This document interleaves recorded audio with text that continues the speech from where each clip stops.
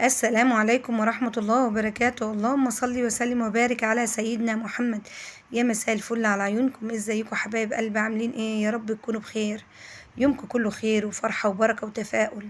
قبل ما نبتدي الفيديو ما تنسوناش باللايك، واللي ما اشتركش في القناة يا ريت يشرفني وينورني بالاشتراك وتعليق جميل منكم. ان شاء الله مع بعض النهارده هنعمل التورته البسيطه دي، هنعملها بطريقه سهله جدا بمقادير مظبوطه زي ما انتم شايفين، شيك جدا وبسيطه، بتطلع معانا كمان تحفه.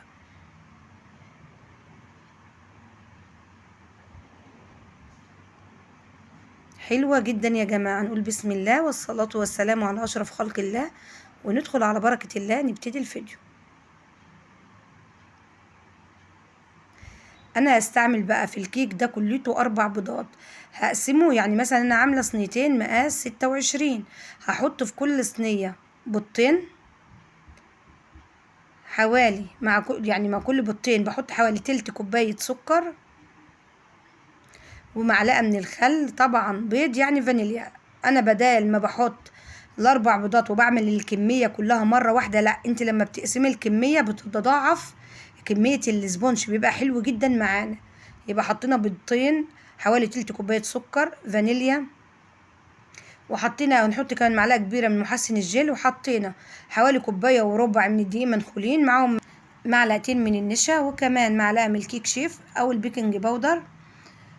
كل ده يا جماعة بننخلهم، طبعا المواد الجافة دي بننخلهم أكتر من مرة، مهم جدا. بعد كده بنحط كله في العجانة، يكون معانا كمان حوالي تلت كوباية من المية المتلجة، يعني أقل من نص بشوية.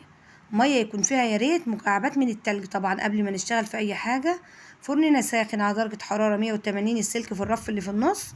بنحط طبق كده في قاع الفرن عشان خاطر ايه؟ يوزع معانا الحرارة كويس، طلع معانا الاسبونج حلو جدا. يعني انت بدل ما تشتغلي بالاربع بيضات كلهم مره واحده، انا قسمت الكميات كلها بالنص، بتطلع معانا بقى ايه؟ هايله وحلوه جدا. تطلع معاكي 4 ديسكات، يعني من 4 بيضات هنعمل التورته القمر اللي شفناها مع بعض كده ايه في بدايه الفيديو. كده تمام تمام. يبقى حطينا البيضتين وحطينا السكر، بيكنج باودر، الكوبايه وربع دقيق، المعلقتين النشا، وشغلنا ايه العجان زي ما انتوا شايفين كده. مفيش عجان يبقى فيه مضرب كهربائي، يا دوب بنعمل بنكرر الخليط ده، بنعمله مرتين. طبعا حاطين اي ورق كراسه، ورق رسمي، ورق زبده، زي ما تحبوا. شايفين يا جماعه البطين عاملين كميه قد ايه، والقوام حلو جدا. لازم القوام يبقى كريمي كده، ما يبقى سائل. البيض يبقى من التلاجة، الميه يبقى فيها قطع تلج. كل ده بيدينا كميه كويسه جدا للسبونج، وبيطلع معانا السبونج ناجح. شايفين حلو جدا، طالع معانا هايل.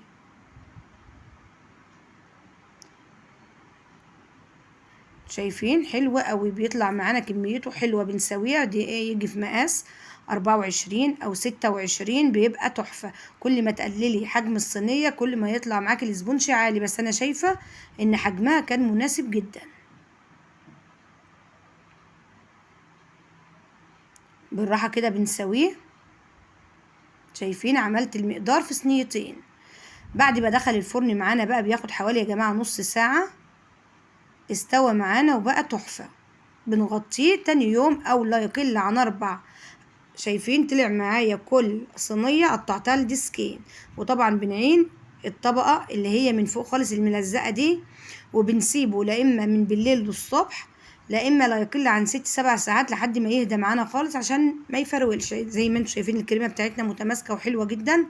برضو مهم انك تحطي للكريمة مية فيها قطع تلج صغيرة، بس طبعا مش كبيرة، عشان الجهاز ما يبص منك. حطينا كوباية ونص من المية المثلجة، كوباية من الكريم جانتيه الخام اللي هو البودر، انا بستعمل ماركة المتحدة، وكمان معلقتين من الباستر كريم او معلقتين من اللبن البودر. ده او ده يقضي الغرض، بيدي قوام وطعم تحفة. وكمان نص كوباية سكر عادي جدا، يكون بس حبيبات ناعمة. وزي ما تحبي، لو عايزة تقللي السكر، بتحبي الحاجة مش مسكرة قوي، برضو زي ما تحبي. في الوقت ده بقى عندي صوص من الفراولة، تقدر تحط صوص كراميل او صوص شوكولاتة او نوتيلا او اي حاجة زي ما تحبي. دي تطعيمة بتبقى حلوة جدا جوه الكيك. ابتدينا حطينا طبعا الطبقة، وحطينا شربات خفيف، حطينا كريمه شربات خفيف عباره عن ايه، مثلا 3 معالق سكر على حوالي كوبايه الا ربع من الميه، ندوبهم كويس جدا جدا ونبتدي ايه نسقي بيهم. طبعا يا جماعه لو سقيتوا ميه الكمبوت بتبقى ايه، بتدي صلاحيه للكيك اقل، يعني ممكن تحمض معاكي الكيك. فدي ميه بسكر عاديه خالص، ممكن تعملي حوالي كوبايه من السكر عليهم مثلا كوبايتين من الميه، تاخديهم غلوه على النار كده، تحطي كيس من الفانيليا، بتبقى خفيفه كده زي شربات البسبوسه. ونقدري تحتفظي بيهم بقى في ازازه او في اي حاجه، ونحطهم في ايه في التلاجة، ونستعملهم وقت ما نكون هنعمل تورت او جاتو او حاجه نشتغل فيهم. اما لو انت ايه مش عامله مشروع او حاجه، الكلام ده اللي عامله مشروع وبتشتغل دايما في الجاتو والتورت. اما لو هتعملي حاجه كده لبيتك، فانت ايه يستحسن اول باول يا دوبك هي معلقتين من السكر، نص كوبايه حسب الكيك بتاعك وحسب انت هتعملي كام طبقه، وتحطيها عليهم يعني نص كوبايه ميه كوبايه الا ربع، وتدوبيهم كويس، وتبتدي ايه تسقي بيهم الكيك بتاعك. زي ما انتوا شايفين طبقه ورا التانية بنحط كريمتنا، بنسقسق الكيك زي ما انتوا شايفين، بنحط صوص من الفراوله كده. حلو جدا يا جماعه، الاربع طبقات دول حلوين جدا، من 4 بيضات تحفه، وحوالي يعتبر كوبايتين ونص من الدقيق، قسمناهم طبعا زي ما انتوا عارفين على نصين. تقدري تشتغلي بالمضرب الكهربائي اليدوي او بالعجان، لكن خلاف كده يا جماعه الكيك الاسفنجي ما ينفعش. واحده واحده كده هنبتدي نوزع الكريمه بالسباتيولا كده،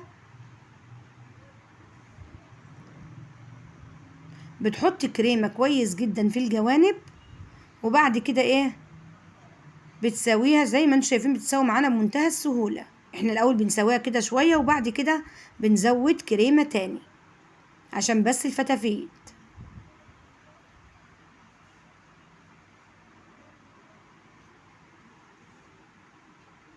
شايفين بقى في الوقت ده بزود الكريمه، انا كوبايه الكريم جانتيه الخام بتكسي معايا التورته دي. ممكن لو عاملاها الشغل تديها حوالي كوبايه ونص كريم، لكن انا عاملاها للبيت فتقدري من كوبايه كريمه تكسيها، لانك ممكن ما تزوديش الكريمه زياده لما تكوني عاملاها للبيت. وبتطلع زي ما انتم شايفين حلوه جدا، وزي ما شفتوها في اول الفيديو طلع لواها حلو وتحفه، وطعمها كمان يا جماعه كان هايل. واحده واحده كده بنبتدي نحط،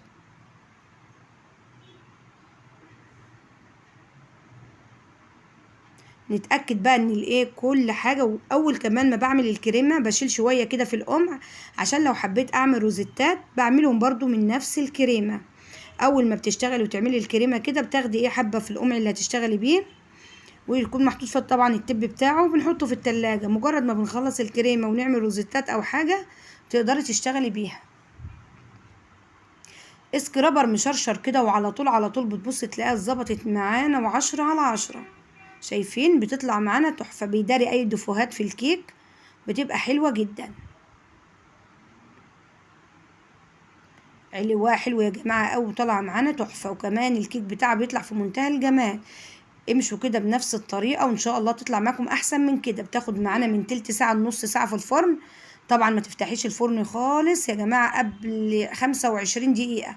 احنا بنتكلم في دي لو عاملاها في صينيه واحده تقعد حوالي اكتر من 40 دقيقه، لو حاطه كل الكيك على بعضه، فنقسماه على صينيتين مقاس واحد، فبتاخد معانا، بتبقى طبعا الكميه قليله فما بتاخدش وقت كتير من السوا، فبتاخد من 25 دقيقه لحوالي نص ساعة بكتير، وبتبقى جاهزة معانا. بتطلعوها تغطيها زي ما شفتوها كده، وتسيبوها لا اما لتاني يوم لا اما لا يقل عن 6 ساعات، تطلع معاك يا جماعة هايلة. احنا مع بعض اهو النهاردة بالراحة وشوية شوية بوريها لكم. مسحت بقى الايه القعدة بتاعتي، وحطيت كده اي مثلا غطا تحدتي دايرة في النص، بس تسيبي على الحواف ايه شوية زي ما انتوا شايفين كده. ونبتدي نجيب القمع بتاعنا ونعمل روزيتات على الدايره اللي احنا ايه حددناها. في الوقت ده يا جماعه تقدري تعملي جناش شوكولاته بيضه، معلقتين 3 لبن كده على كوبايه من الشوكولاته البيضه، يغلوا على النار. الاول اللبن تطفي النار، تحط الشوكولاته المبشوره البيضه، تفضلي تقلبي تقلبي تقلبي، ده يبقى ايه جناش شوكولاته بيضه. لا اما طبعا لو في نوتيلا يبقى احلى واحلى. بنبتدي كده نقلبها، ناخد حوالي 3 معالق كده من النوتيلا، نحط عليهم معلقتين زيت نوعيه كويسه، ندوبهم كويس برضو قوي قوي قوي قوي كده، يبقى جاهز معانا. تقدري تحطيه ايه في قمع. شايفين تحفة. انا بصراحة ما كانش عندي نوتيلا، اشتغلت باللي هو جناش الشوكولاتة الابيض. تحطي كده في النص وتحطي على الحروف. انا النهارده عملتها ما فيهاش اي حاجه خالص زي ما شفت في اول الفيديو، يا دوبك حطيت الجناش في النص وعلى الحروف، وشويه على الحروف تنزل كده ايه زي دموع كده ايه على الحروف. الكيك بتبقى حلوه وشكلها شيك قوي اهو، زي ما هنشوف مع بعض كده. برضو هي سهله يا جماعه خالص، ما فيهاش اي تعقيدات، بتطلع معانا والله في الاخر تحفه وهايله.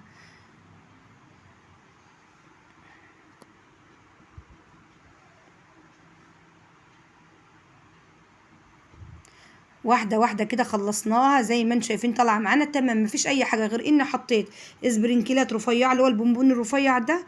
وقبل ما تقطعوا اي حاجه يا جماعه، السكينه المشرشره بتاعتنا في ميه سخنه بتطلع معانا هايله. يا رب تعجبكم. انتظروني في وصفه جديده. اسيبكم على خير واشوفكم على خير، والسلام عليكم. دمتم في امان الله ورعايته. مع الف سلامه.